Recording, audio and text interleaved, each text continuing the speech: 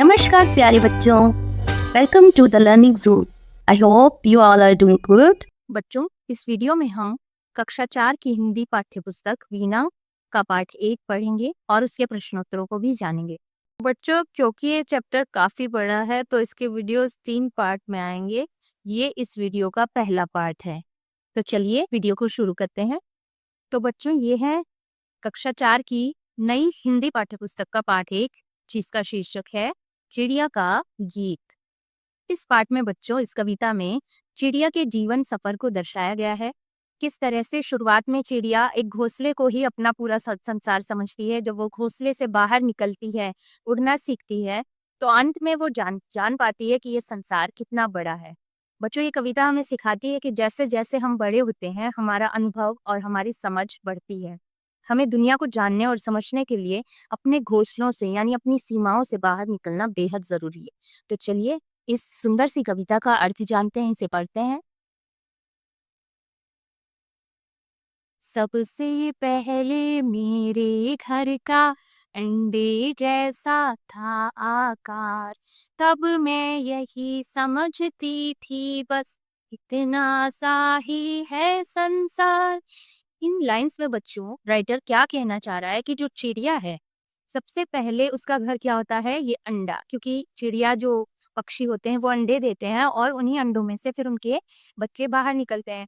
तो शुरुआत में जो चिड़िया का जो अंडा होता है वही उसका घर उसे लगता है, क्योंकि वो अंडे में रहती है। तो उसके घर का जो आकार था वो सिर्फ एक अंडे जैसा था, आकार यानी साइज, उसका साइज। तो चिड़िया समझती है कि बस यही मेरा घर है। फिर देखिए आगे वो क्या कहती है। फिर मेरा घर बना घोंसला, सूखे तिनकों से तैयार। फिर उसका जो घर है वो ये घोंसला बन जाता है। यानी जब वो चिड़िया अपने अंडे जैसे घर से बाहर निकलती है, तब उसको लगता है कि मेरा घर तो ये घोंसला ही है ना। तो तब मैं यही समझती थी बस इतना सा ही है संसार। फिर चिड़िया को लगता है कि सिर्फ ये घोंसला ही मेरे लिए मेरा संसार है। फिर देखिए आगे चिड़िया कहती है, फिर मैं निकल गई शाखों पर, हरी भरी थी जो सुकुमार, तब मैं यही समझती थी बस इतना सा ही है संसार।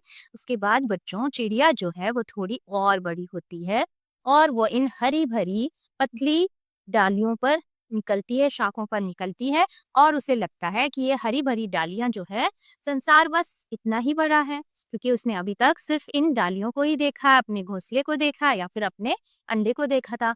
अब देखिए अगली पंक्तियों में चिड़िया क्या कहती है। आखिर जब मैं आसमान में उड़ी दूर तक पंख पसार, तभी समझ में मेरी आया बहुत बड़ा है यह संसार।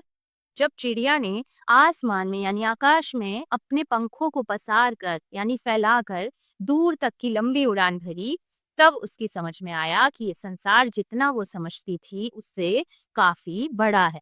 तो बच्चों, इस कविता में आपने जाना कि किस तरह चिड़िया पहले अपने अंडे को, जिस अंडे में वो थी, उसे ही अपना संसार समझती थी। उसके बाद जब वो अंडे से निकलकर अपने घोंसले में आई, तब उसको सिर्फ अपना घोंसला ही अपना संसार लगता था। और फिर उसके बाद जब उसने घोंसला छोड़कर पेड़ की टहनियों पर यानी पेड़ की शाखों पर रहना शुरू किया, तब उसे लगता था कि यही मेरा संसार है, इतना ही बड़ा है संसार।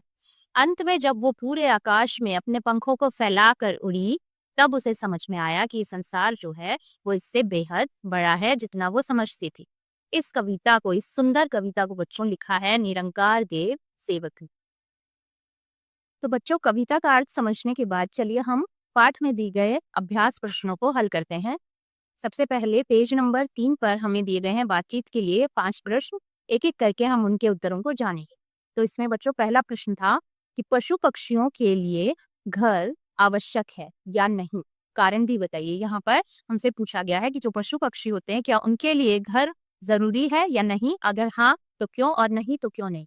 तो चलिए इसका उत्तर देखते हैं।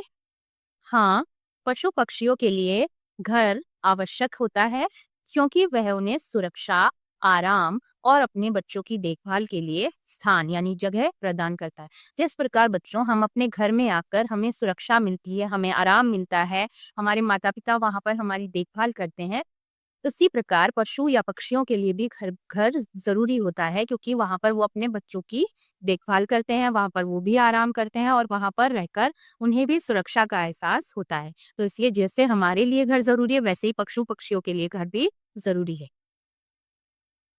अब है क्वेश्चन नंबर 2, जिसमें आपके परिवार के सदस्य घर से बाहर क्यों जाते हैं पूछा गया है। कि घर से बाहर हमारे घर के लोग यानी जैसे मम्मी पापा या आप घर से बाहर क्यों जाते हैं, उसकी कारण आपसे पूछे जा रहे हैं। देखते हैं इसके क्या उत्तर हम बता सकते हैं। कि मेरे परिवार के सदस्य काम करने, पढ़ाई करने, कोई सामान लाने या फिर अन्य ज़रूरतों से घर के बाहर जाते हैं। जैसे देखिए, आपकी मम्मी, आपके पापा काम करने घर से बाहर जाते हैं। आप या आपके भाई-बहन किस लिए जाते हैं? पढ़ाई करने बाहर जाते हैं। अगर आपके घर में दादा-दादी हैं या कोई और बड़े हैं या पापा हैं, तो वो सामान लाने घर से बाहर जाएँगे या कि कहीं घूमने भी जा सकते हैं, तो अन्य ज़रूरतों से भी हम घर के बाहर जाते हैं। देखते हैं प्रश्न नंबर 3, कि जब परिवार के सदस्य बाहर जाते हैं या बाहर से आते हैं, तो आपको कैसा लगता है और क्यों? कि जब आपके फैमिली मेंबर्स घर के बाहर चले जाते हैं या फिर जब वो बाहर से घर में आते हैं, तो आपको कैसा फ़ील होता है? जैसे मान लीजिए आपकी मम्मी पूरे दिन घर से बाहर चली गई हैं, किसी काम से या अपनी जॉब पर गई हैं, तो आपको कैसा फ़ील होता है उनके बाहर जाने पर या आपके पापा के बाहर जाने पर? तो हम क्या उत्तर दे सकते हैं कि जब वे बाहर जाते हैं तो मुझे थोड़ी चिंता होती है, हमें चिंता होती है कि वो कब तक लौटेंगे, है ना? लेकिन जब वे वापस आते हैं तो मुझे बहुत खुशी होती है, क्योंकि मैं उन्हें मिस करता हूँ या करती हूँ। तो इस तरह से आप इसका उत्तर बता सकते हैं। अब है क्वेश्चन नंबर 4, जब कोई अतिथि यानी अतिथि क्या होता है बच्चों? मेहमान यानी गेस्ट। कि जब भी कोई गेस्ट या अतिथि आपके घर आता है या आप किसी संबंधी यानी आपके रिलेटिव के यहाँ यानी आपके फैमिली एक्सटेंडेड फैमिली मेंबर्स के यहाँ जब आप जाते हैं, तो आपको कैसा लगता है? क्वेश्चन नंबर 4 का उत्तर हम बता सकते हैं कि मुझे बहुत अच्छा लगता है, क्योंकि हमें उनसे मिलकर आनंद यानी खुशी में होती है, आनंद आता है और हम साथ में समय बिताते हैं। क्योंकि देखिए, जब भी हम अपने मामा के यहाँ जाते हैं, अपनी नानी के यहाँ जाते हैं, अपने चाचा या अपनी चाची के यहाँ जाते हैं, तो हमें उनसे मिलकर बहुत अच्छा लगता है और हम साथ में बहुत सारा टाइम स्पेंड करते हैं। इसके बाद क्वेश्चन नंबर 5 क्या है देखते हैं। क्या आपको लगता है कि पक्षियों की तरह हम भी धीरे-धीरे बड़े होते हैं और फिर दुनिया को अपने तरीके से देखते हैं? अपने अनुभव यानी अपने एक्सपीरियंसेस आपको यहाँ पर शेयर करना है। इसका उत्तर हम क्या बता सकते हैं? हाँ, बिल्कुल। जैसे-जैसे हम बड़े होते हैं, हम ज़िम्मेदारियों को समझते हैं और हम नई-नई बातें हमेशा सीखते हैं। बचपन में मुझे मेरा घर ही पूरी दुनिया लगता था, लेकिन अब मुझे समझ में आता है कि दुनिया बहुत बड़ी है। देखिए, जब हम छोटे होते हैं, कई सालों तक तो हम स्कूल भी नहीं जाते हैं, तो हमें लगता है कि हमारा जो घर है, वही पूरी दुनिया है। उसके बाद धीरे-धीरे जैसे ही हम स्कूल जाने लगते हैं, तो हम स्कूल में नए-नए फ्रेंड्स बनाते हैं, नई-नई बातें सीखते हैं और नए-नए लोगों से मिलते हैं। तो हमें धीरे-धीरे समझ में आने लगता है कि ये जो दुनिया यानी जो संसार है, वो काफ़ी बड़ा है जितना हम पहले समझते थे। इस चैप्टर का पार्ट 2 वीडियो आप चैनल के डिस्क्रिप्शन में दिए गए लिंक पर क्लिक करके देख सकते हैं। अगर आपको ये वीडियो अच्छा लगा तो इस वीडियो को लाइक करें और द लर्निंग ज़ोन चैनल को सब्सक्राइब करना ना भूलें। Thank you.